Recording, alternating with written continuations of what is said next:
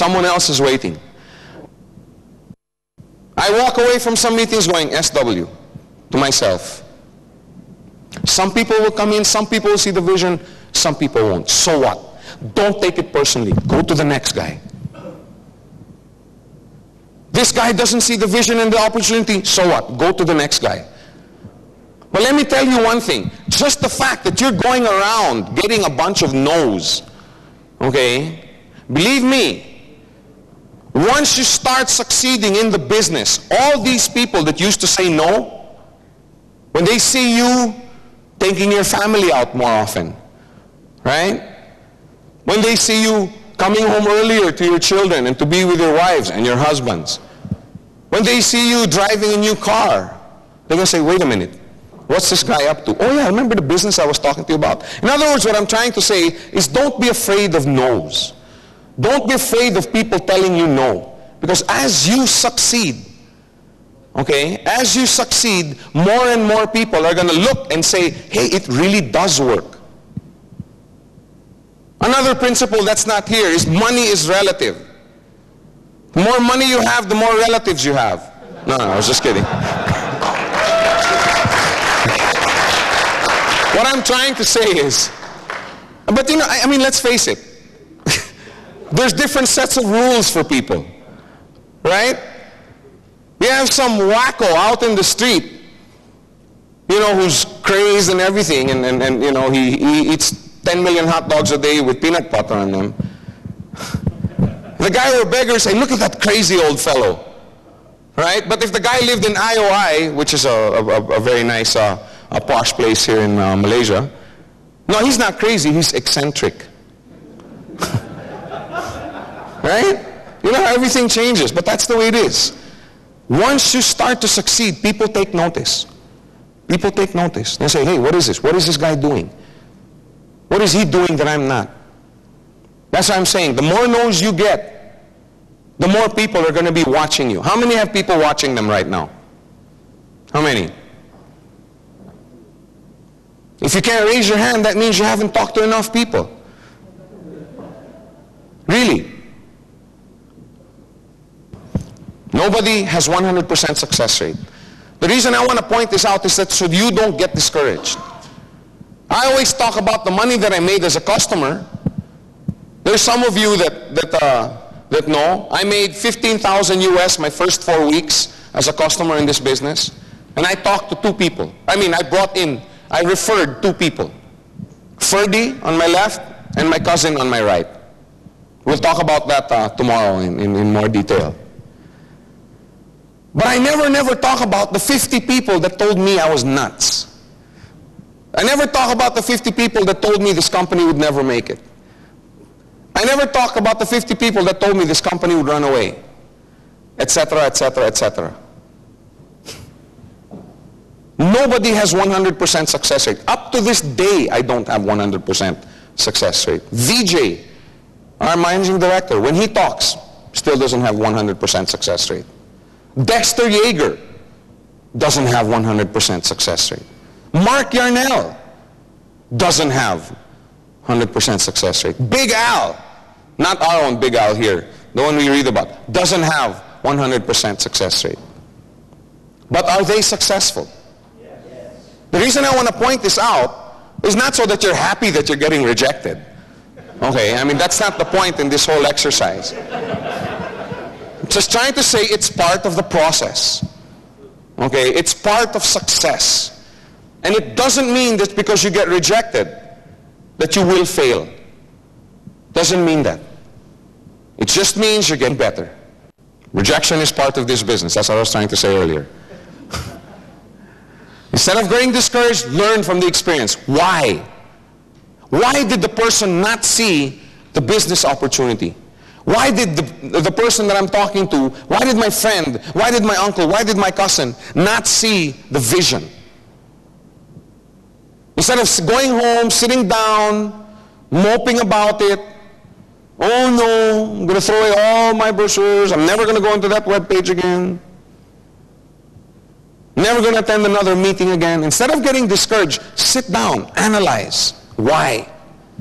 What didn't I do right? Don't focus on your rejection. Focus on why.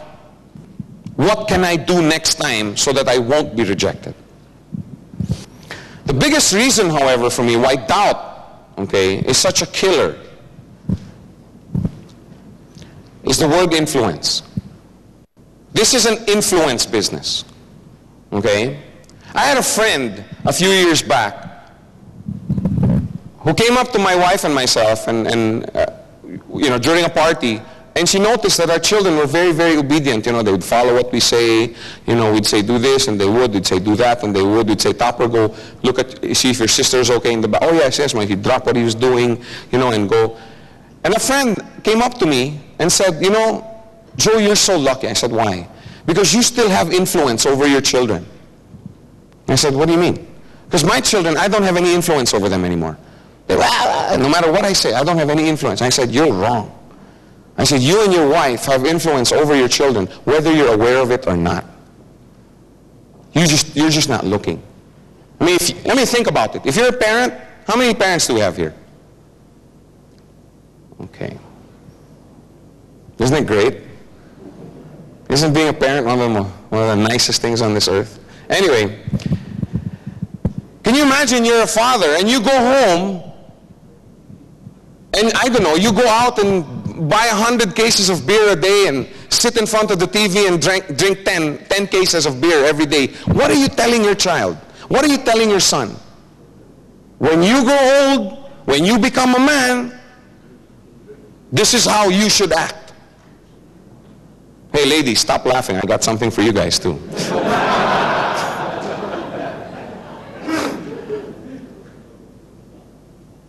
When you're at home as a wife, they're going, uh-oh. And your husband comes home after a hard day's work, and you're there, why only now? I told you to go to the grocery. I'm not going to cook dinner for you. You go and... What you're telling your daughter, hey wait, the serious side is what you're telling your daughter, right, is when you grow up and you have a husband, this is the way you should treat him.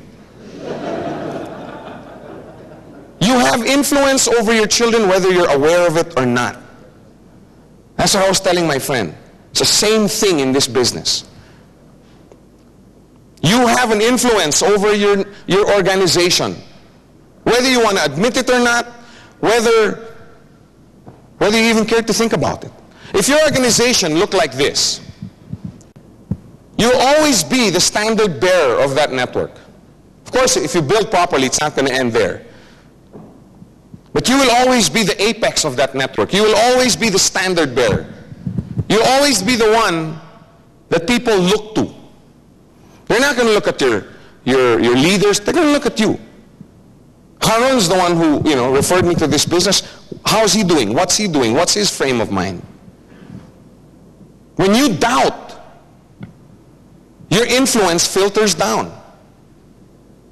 Can you imagine having your two who are so excited? Hey, guess what?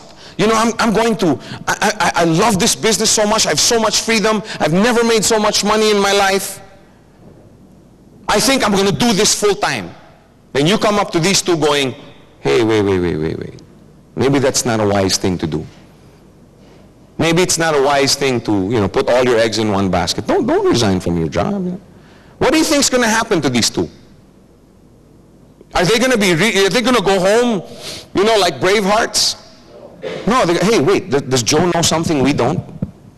Does he know something? Or wait a minute, maybe, you see what I'm saying? So what do you think they're going to tell their leaders? Hey, wait, we better have a meeting. We should meet with Joe. There's something wrong here. Why? What do you mean there's something wrong? Oh, we were thinking of doing this full time and Joe discouraged us from doing it. Oh my gosh, we better tell our leaders too. You see what I'm saying? That filters down. You influence your organization whether you're aware of it or not. The only question, folks, is, are you a positive influence or are you a negative influence? Think about your activities the last 2-3 months. Have you been a positive influence or have you been a negative influence? Remember I said, some of the stuff I'm going to say is going to hurt a little bit. What seeds have you sown the last 2, 3, 4 months?